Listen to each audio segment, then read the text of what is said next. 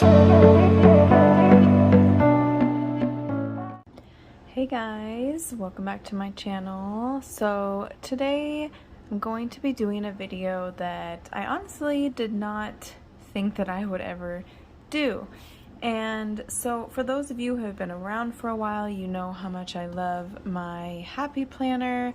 I have used this since we started homeschooling, so it's been almost a few years now, at least a couple years, and I've only had amazing things to say about it, and I still really do like it. However, I've decided to try a new one, so I don't necessarily know if I'm going to like the change. Maybe I'll go back, maybe I won't. I'm not really sure. I know some of you love having planners. You're all about different planners. Some of you hate them and don't ever use planners, but I live by them and I just have to have one. It keeps my life together, and I feel like things would fall apart if I did not have one. So I just wanted to show you guys the new planner that I'm going to be trying, kind of my reasons why, and just like what I look for in a planner, and just like my first initial thoughts on the new planner because I haven't started using it yet. So some of the main reasons that I use a planner are because I like to have something to organize not just my homeschool schedule, but also just regular mom life things, bills, budgeting, planning, taking notes, making lists, all kinds of different things. So I've always liked using the Happy Planner because I can basically personalize it how I like. I can have specific tabs for my personal things, and I have other videos that I can link here that I've kind of gone in more depth about how I use it, so I'll link that. But basically for each month, I would have one for the personal tab for all of our bills and planning, and then I would have a kind of color coordinating one just for homeschool. So I liked being able to have both of those options, but also kind of keeping them separate.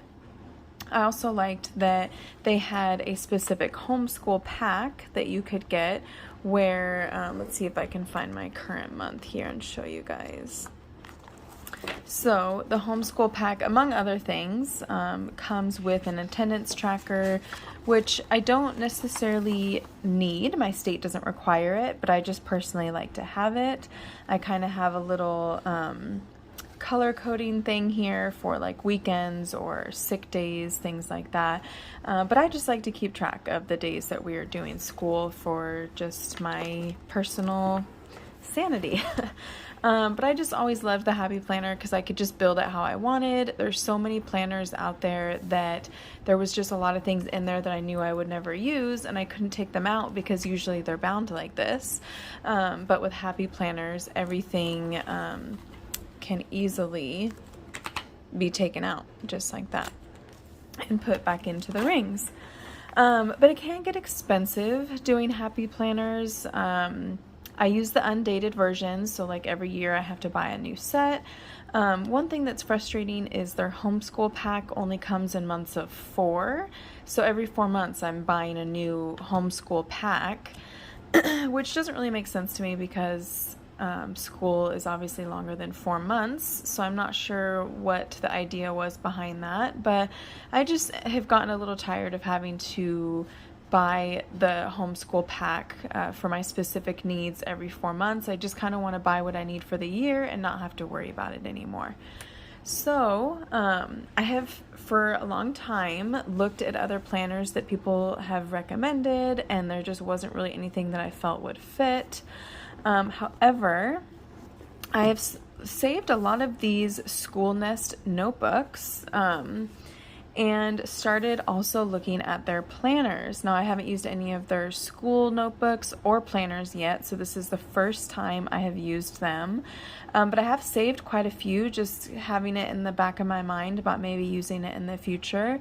And when I saw this one in another YouTube Mom's video, first off, I just thought it was gorgeous. I just loved how it looked, the colors. I just thought it was beautiful. But I also think what's inside of it is a lot of what I have in my Happy Planner, and it will last me the entire year, and I won't have to buy anything else to go with this. So I'm gonna kind of give you guys a little first glance sneak peek in here and my initial thoughts.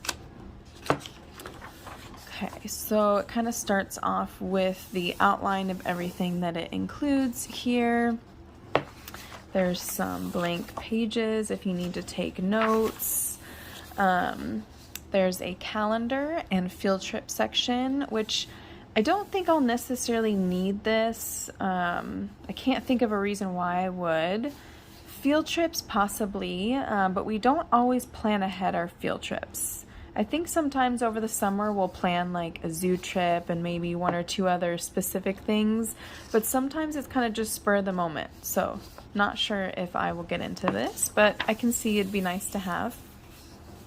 Attendance, which I will definitely be using. Again, just for personal preference, it's not state required here. Okay, so here's an area you can write down classes and curriculum overview. Again, not sure if I specifically will need this. The only thing I could think of writing down in classes is maybe if we take some out-school classes. Curriculum overview, I kind of already know what we're using, so I don't necessarily know for sure if I would use this. But maybe some people just like to keep track of, like if they're going to hold on to these planners, maybe they like to keep track of the curriculum that they used for that specific year. But I can't see why you would need this many pages unless, I guess, multiple children. Okay, so here's book lists. I feel like this is starting out kind of negative because I'm saying all the pages first that I don't think I will use, but I swear I'm excited about this and I think it's gonna work out. I've never used a book list before. I know some people plan out the books that they're going to read, but we just never have. Maybe as your kids get older, I can see planning a book list for them, but my daughter's just finishing up first grade, and then I have a kind of preschooler, and we've never planned our books. We just kind of pick out what we like. So I don't think that I will use these as of now. Curriculum progress. I've seen people use these. Well, to put like math, language arts, history, and any amount of days that they do those, they mark it. But I've never done that before, and I don't think I have a reason to. So I don't think I will use these. And I have another area where I write down specifically what we do for the day that I'll be able to look back on. So I think that would take place of this. Okay, so here is the full month area, which I think is going to be for my personal kind of budgeting and bills for the household. So this will be separate from homeschool.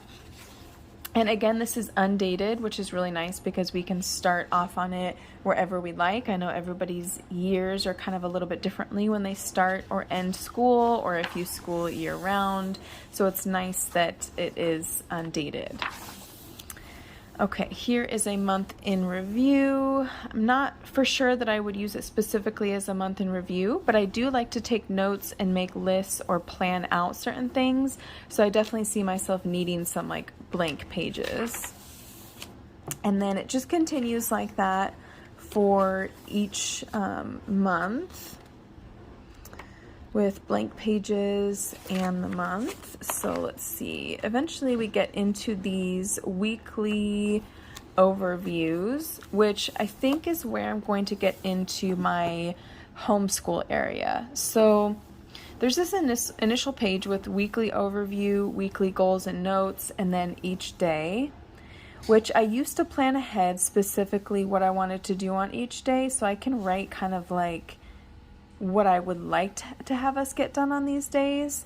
But I kind of do a method of reverse planning where once we get to that day, I take notes of what we've actually done versus just what we planned to do, if that makes sense, so that I don't have to ever cross anything off or feel obligated to do something specifically.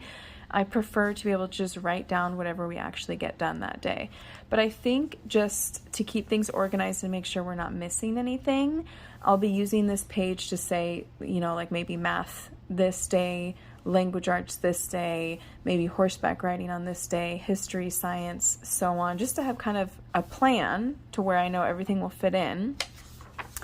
And then here, where it has this weekly plan, I'm going to actually write down each day of the month and the day, obviously, and then specifically what we get done on that day.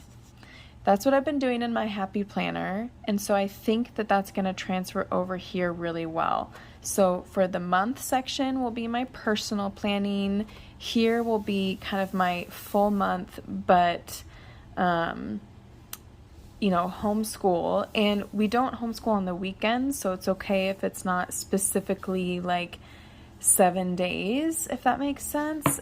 However, there is multiple of these, so if I don't feel like I can fit everything in, I can go on to another week. I'm not sure yet. I haven't started this, obviously, so I'm gonna have to kind of play around with it, but that's my initial thoughts, is that the month outline will be for personal, and then this weekly plan area will be for all of my homeschool. And it just kind of repeats itself, again, obviously undated, for yes, the full 52 weeks. And again, these pages are just very beautiful, even though it's black and white. I just love the subtle kind of nature aspect of it. So that continues for all of the weeks. And towards the back here, I believe there was something else, but I can't remember what it was. I think it was like another overview of the year. Oh yes, here we go. Okay. Curriculum reflections and curriculum plans. So I've never done a curriculum reflections as far as like what I felt worked and what didn't. I just kind of knew in my mind what I liked and what I didn't like. But curriculum plans for the next year, I have definitely done this every year. I love to plan out what I want to use for each subject, or write like a list of different curriculums or companies that I want to try. And like if I don't want to forget, I'll write things down here throughout the year. So I definitely think that I will use this. End of year wrap up for what went well, kind of a little repetitive from the page before, I feel like, and then focus for next year, which I think I could see myself using.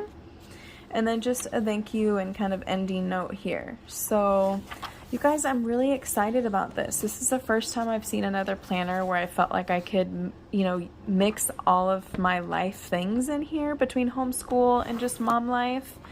And I love how you can customize it and it's undated and I won't have to buy anything else. So I'm really excited to try this.